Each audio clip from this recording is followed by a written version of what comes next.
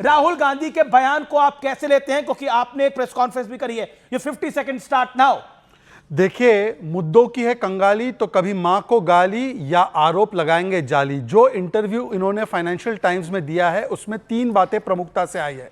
पहली बात, उन्होंने कहा है कि हमारे पास कोई प्रमाण नहीं है, हम पब्लिक प्रेशर के माध्यम से इलेक्शन सिस्टम की इंटेग्रिटी को चैलेंज करेंगे। और सेकेंडली, उसी आर्टिकल में फाइनेंशियल टाइम्स ने कहा है कि राहुल गांधी जैसे जब पूछा गया प्रमाण दीजिए तो कोई एविडेंस प्रोवाइड नहीं कर सके। पर लास्ट का जो शब्द था वो बहुत खतरनाक था। और मैं अभी चर्चा कर रहा था मलूक जी हमारे सीनियर नेता से, तो उनको मैंने बताया गेम ऑफ मोबिलाइजेशन ये कहा है राहुल गांधी ने, हम गेम ऑफ मोबिलाइजेशन खेलना चाहते हैं। इसीलिए कहा जा रहा है, देखिए ना, कि मां को गाली देते हैं, चौथी बार गाली दे दी, कुछ मुद्दा नहीं है। दूसरा, इलेक्शन कमीशन के खिलाफ महाराष्ट्र में बम फोड़ने गए तो वहां पे सुतली बम निकला, फिर हरियाणा में गए सुतली बम निकला, कर्नाटका में महादेवपुरा में सुतली बम निकला, उसमें तमिलनाडु के हाईकोर्ट में गया सुतली बम निकला। आनंद में सुबह पता है 11 बजे प्रेस कॉन्फ्रेंस की राहुल गांधी ऐसे, देखिए 6000 वोट डिलीट हो गए। और अमीश का शो 7 बजे शुरू हो उससे पहले 6000 वोट डिलीट ही नहीं हुए थे। अमीश याद है कि नहीं याद है? मैं झूठ बोल रहा हूं। आप पूछे सुरेंद्र जी से 6000 में कितने वोट डिलीट हुए थे? आनंद में कितने वोट डिलीट हुए? ओके, मैं सुरेंद्र राजपूत आपकी बात को सुन रहे हैं। सुरेंद्र राजपूत जी, आपके पास आता हूं, प्रश्न का जवाब दीजिए। आखिरकार किस गेम प्लान की राहुल गांधी बात कर रहे हैं? क्योंकि इससे पहले वो 15 मार्च 2023 को यूरोप और अमेरिका को कह चुके हैं कि भारत के लोकतंत्र को आके वो बचाए। वो एक तीसरे देश को, चौथे देश को दूसरे देश को कह रहे हैं कि भारत के लोकतंत्र को आके बचाए। यह तो आपकी निष्ठा बची है भारत के लोकतंत्र के अंदर। आपके नेता विदेशी धरती पर जाके उनको कह रहे हैं कि हमारे लोकतंत्र को बचाओ। अमीश भाई कहते हैं ना कि जलते घर को देखने वालों, फूस का छप्पर आपका, ये आपके लिए कह रहा हूं। और आपके पीछे तेज हवा है और मुकद्दर आपका है। और उसके कत्ल पे मैं भी चुप था, अब मेरा नंबर आया, और मेरे कत्ल पे तुम भी चुप हो, अगला नंबर आपका है।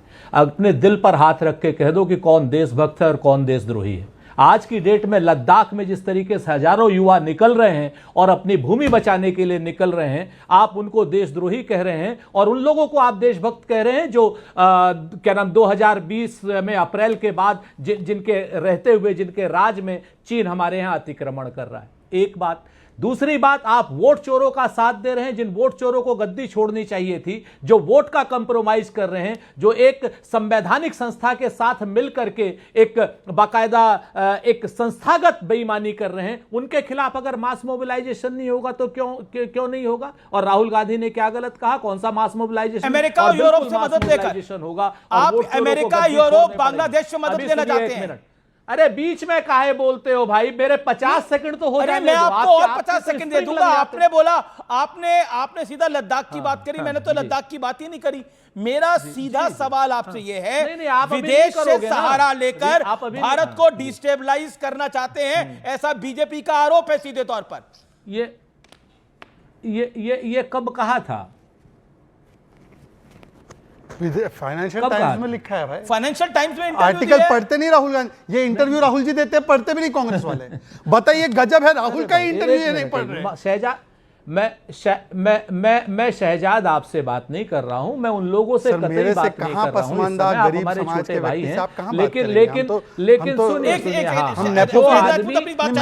नहीं हूं, जो मैं मिलेनियल हूं, जेनजी के करीब हूं, मुझसे कहां बात करेंगे? अच्छा, मेरा निवेदन है, एक सेकंड, ओके, हम लोग नेपोकिट की बात में बाद में करूंगा। सुरेंद्र राजपूत बोलिए प्लीज। नहीं, हाँ, हम लोग फेंकू भी नहीं है शहजाद। आप छोटे भाई हो हमारे। हम लोग ना फेंकू है ना तड़ी पार है, तो हम कहां आपसे बात कर सकते हैं? हम लोग उस आदमी से कतई बात नहीं कर सकते जिसने पूरे बिहार के झा लोगों को गालियां दी थी। हम कैसे बात कर लें? हम उन लोगों से कतई बात नहीं कर सकते जो लोग बिहार में नरेंद्र मोदी जी की मां के खिलाफ गाली के नाम पर पूरे बिहार बंद में जिन लोगों ने पूरे बिहारियों को मां की गालियां दी, और जिन्होंने मेरी मां को गाली दी थी प्रेम शुक्ला ने, उसके खिलाफ ना नरेंद्र मोदी ने माफी मांगी। हम लोग उन जैसे महाराजा लोगों से कहां बात कर सकते हैं? और बिल्कुल शहजाद, आपने सही कहा, बिहार के झा लोगों से आप लोग नहीं माफी मांगेंगे और बिहार का झा इस बार आपको बताएगा, तो कहां बात कर सकते हैं? हम तो अमित देवगन जी से पूछ रहे हैं, इतने बड़े प्रख्यात पत्रकार, कि भाई कब आपने जो है ये बात कही राहुल गांधी ने? और जब ये राहुल गांधी जी ने बात कही तो क्या नरेंद्र मोदी जी की इतनी कायर, कमजोर, निकम्मी सरकार थी कि उन्होंने FIR नहीं करी? उन्होंने गिरफ्तार नहीं किया राहुल गांधी को। वो इंतजार करते रहे कि अमीश देवगन इस मुद्दे को उठाएंगे, 7 बजे आर पार के शो में उठाएंगे, शहजाद भाई हमारे छोटे भाई आएंगे, यहां पर वो निप्पो किड की बात करेंगे, वो अपने नरेंद्र मोदी जी को फेंकू कहलवाएंगे, अमित शाह जी को तड़ी पार कहलवाएंगे। ये 3 साल पहले प्लानिंग की थी क्या? ओके, ये बात 15 मार्च 2023 को करी गई थी। मैं अगर आप चाहेंगे मैं इसका वीडियो भी आपको दिखा सकता हूं।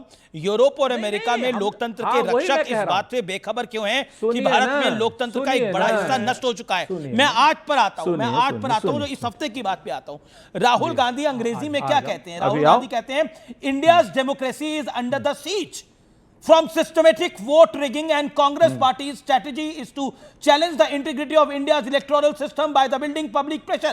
We are playing the game. The whole point is this. Surendra Rajput ji, Surendra, the whole point is this. We are playing the game of mass mobilization. ये कौन सा घिनौना खेल खेल रहे हैं आप लोग जिसमें आप मास मोबिलाइजेशन करना चाहते हैं? That's my question, and these are not my words. These are words of Shri Rahul Gandhi, the honorable LOP of this nation. Please answer this, sir.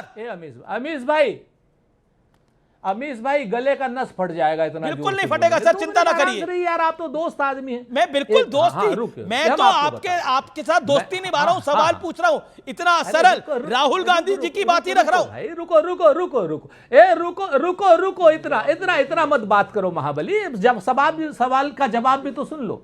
हम राहुल गांधी जी के एक एक शब्द के साथ हैं, और जो लोग पब्लिक प्रेशर को घिंगोना अपराध कहते हैं, उन लोगों को देशद्रोह के आरोप में जेल जाना चाहिए। देश में लोकतंत्र का दबाव ही, पब्लिक का दबाव ही, इंडियन डेमोक्रेसी की जो सीजर है, जो भारतीय जनता पार्टी ने और चुनाव आयोग ने एक दूसरे से मिलकर के कर रखा है, जिसमें वोटों की चोरी की जा रही है, संस्थागत रूप से कह रहे हैं किसी कोर्ट ने नहीं बोला, मैं फिर कह रहा हूं, किसी कोर्ट ने नहीं बोला, ये कांग्रेस का है। पहले आप बोलते थे ईवीएम भी गड़बड़ है। एक मिनट, ओके, बड़ी खबर, कर्नाटक के धारवाड़ में, कांग्रेस शासित राज्य कर्नाटक, कांग्रेस के कर्नाटक के धारवाड़ में सैकड़ों युवक सड़क पर निकल आए हैं कांग्रेस सरकार के खिलाफ। बहुत बड़ा प्रदर्शन, ये विजुअल्स इस समय आ रहे हैं।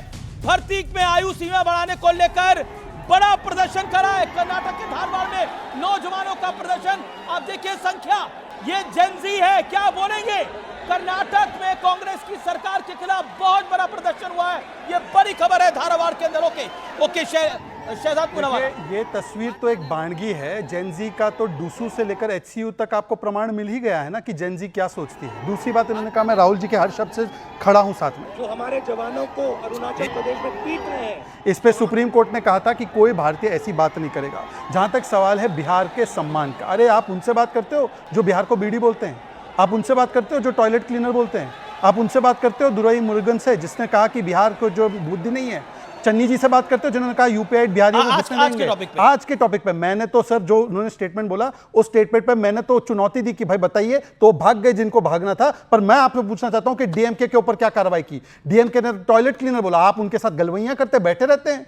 बताइए कि क्या बोला आपने चन्नी जी को, क्या बोला प्रियंका जी को जो तालियां बजा रही थी जब भैया बोला गया यूपी बिहार के लोगों को। छोड़ देते, वो विषय नहीं है, आज के विषय पर आते हैं। अब उन्होंने बोला कि वोट चोरी कहां हुई है, वोट चोरियों को हम लोग कह रहे हैं, एक उनका लॉजिक, उनका कह रहे हैं कि हम अपने लीडर के साथ है, वो उनका राइट है, वो अपने लीडर के साथ खड़े हो सकते हैं। वो कह रहे हैं मास मोबिलाइजेशन का मतलब है लोगों के पास जाना, और लोगों के पास जाने का तो विपक्ष को अधिकार है, क्या वो अधिकार भी भारतीय जनता पार्टी छीनना चाहती है? That's my point. मैं ये कह रहा हूं कि जब आपके पास कोई संवैधानिक व्यवस्था के खिलाफ प्रमाण है तो आप जाके गांव को इकट्ठा करेंगे या उस संवैधानिक व्यवस्था को एक्सपोज करेंगे जिस प्लेटफॉर्म पे उसको एक्सपोज कर सकते हैं। दूसरी बात,